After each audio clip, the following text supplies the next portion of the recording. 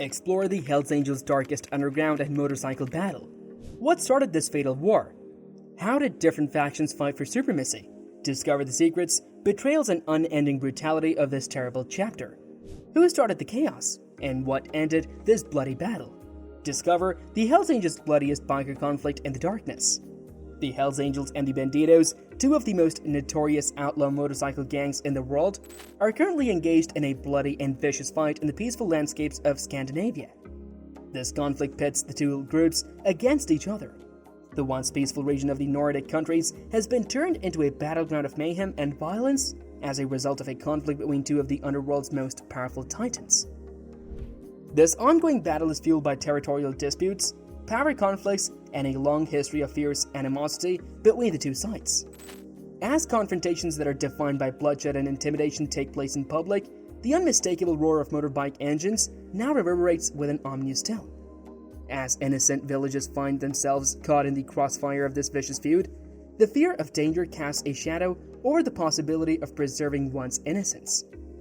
Law enforcement officials across Scandinavia continue to be on high alert as they work to defuse the increasing tensions and prevent the loss of additional life.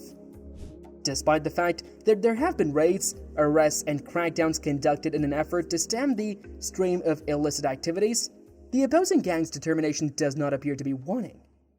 The conflict between the Hells Angels and the Bandidos serve as a strong reminder that anarchy and darkness can take even root in the most calm of settings, leaving towns to struggle with the consequences of a deadly biker war that refuses to be quiet.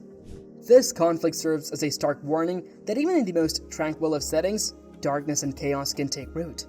From 1994 to 1997, the Nordic countries of Denmark, Sweden, Norway, and Finland were rocked by an ongoing conflict. The region's history was forever altered by this time of conflict and upheaval.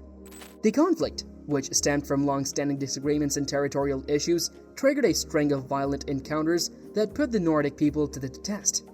As the war wore on, cities that had once been hives of businesses and culture devolved into hellish scenes of carnage, with the sounds of gunfire and the cries of the wounded reverberating through the streets. The economic and social stability of these countries was shattered, ushering in a new era of uncertainty and terror. There were periodic attempts at diplomacy, but the underlying tensions were too great to ever be fully resolved. Therefore, the conflict continued to escalate. The people of Denmark, Sweden, Norway, and Finland had to deal with the devastating effects of the war, which included the destruction of homes and businesses. Stories of bravery and community solidarity emerged, however, from the mayhem as people banded together to survive the storm. The war ended in 1997, and with it came relief and the chance to go on. The wounds left by those turbulent years would always be a sobering reminder of how destructive hatred and violence can be.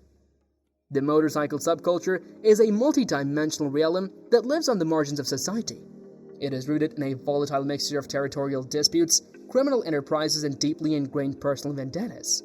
Within this mysterious universe, a visceral power struggle for domination over a particular region generates an everlasting cycle of bloodshed and disaster. This conflict has been going on for a long time. These territorial disputes, which are frequently denoted by convoluted lines on metropolitan maps, serve as the foundations upon which the subculture's complex dynamics are supported and based. However, the biker subculture is much more than just a competition between different regions. Underneath the surface, the lives of its members are intricately intertwined with a web of illegal operations that form a complicated network. These riding gangs have become synonymous with a seedy underbelly that defies conventional conventions and engages in activities such as the illegal trafficking and smuggling of drugs, as well as extortion and money laundering. A significant number of participants of the biker subculture are motivated by extremely personal vendettas, which are intertwined with territorial disputes and criminal enterprises.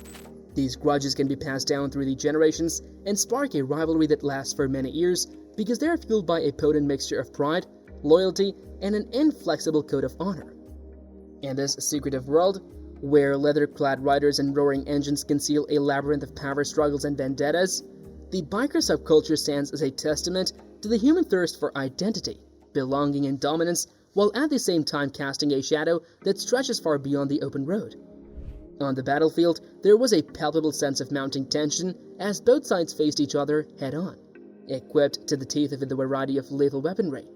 The sun cast a sinister glow on the rocket launchers, highlighting the fatal payloads that were ready to do destruction. Despite the fact that a cold breeze was blowing, the soldiers' features were set in a determined expression as they grasped their weapons with white-knuckled intensity, and sweat trickled down their foreheads. Explosives were positioned in such a way that they appeared to be sleeping, but they were actually poised and ready to go off in a frenzied dance of destruction at any time. An unsettling symphony was produced, which served as a foreshadowing of the impending mayhem, as a result of the cacophony of clinking ammo and the subtle hum of technological equipment. The unshakable commitment of both sides was represented by the flag-pink flags that floated over the heavily fortified strongholds. On one side, uniforms bearing distinct insignias represented a purpose that was instilled in their hearts, and these insignias were shown on the uniforms. Each side believed that they were fighting for a cause that was pure and righteous, and that each had their own unique insignia to express their convictions.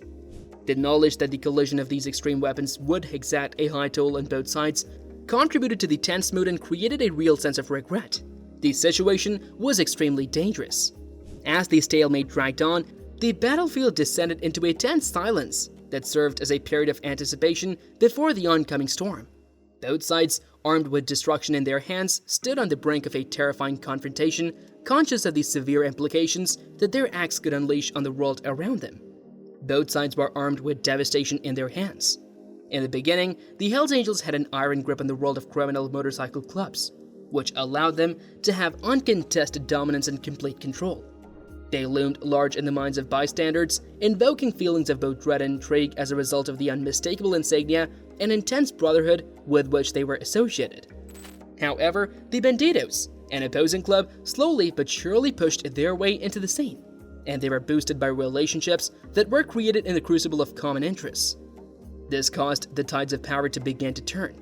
The Hells Angels, who were formerly unrivaled in their field, suddenly found themselves pitted against a formidable foe who was unyielding in its quest for territory and influence. Tensions rose as a result of a challenge to the Hells Angels' reign made by the Bandidos, who were supported by their supporters. The violent conflicts and territorial disputes that reverberated throughout the seedy underbelly of the outlaw biker world caused there to be an increase in the number of skirmishes. The titanic struggle of wills that took place between these two powerhouses reverberated throughout their community and beyond, attracting the attention of the media as well as the scrutiny of law enforcement authorities. In place of the Hells Angels' dominance was a delicate balance of power between the Bandidos and their sympathizers. Outlaw motorcycle clubs fought for dominance in a high-stakes age. A terrible series of events plunged the city into a deep pit of growing violence, including murders, shootings, bombs, and brutal assaults. As the community faced with increased violence, the once peaceful streets resounded with dread. Assassinations only seen in fiction have become a grim reality owing to intentional attacks on important persons. Each event looked to be carefully planned, leaving officials and town residents on edge and wondering who might be next. Due to the growing frequency of shootings and assaults, public locations that were once bustling with activity are now dangerous. The location felt unstable because uninvolved observers kept being caught in the crossfire. The explosives, which disrupted daily life, marked a new peak in violence. Explosions caused damage in several regions. Fear swiftly swept throughout the city, and people lost faith in its safety procedures. Law enforcement scrambled to restore order and quiet, but the community struggled to accept a cycle of violence that seemed to feed on itself and defied simple solutions. The city faced a fork in the road as it struggled to escape this deepening nightmare. There were two options. Years of strife in the region were resolved in 1997 after intense discussions. Weary of the violence and destruction, the parties reached a comprehensive peace deal to terminate the war. Each party was deeply established in their positions, making discussions difficult. However, diplomats and mediators worked hard to find common ground. After months of careful negotiations, a historic settlement was reached and celebrated locally and globally. Division of conflict-torn territories was central to the accord. Not flawless, the separated lands sought to satisfy all parties, allowing for a common feeling of sovereignty while honoring cultural and historical distinctions. Redrawn borders marked a new era of coexistence. People who had suffered the violence found solace and hope in the peace deal. The divided communities rebuilt, reconciled, and strengthened relationships in the years that followed. Though problems continued, the 1997 conflict resolution showed the capacity of diplomacy and dialogue to bring about enduring change. Thanks for watching. For more, kindly subscribe to our channel.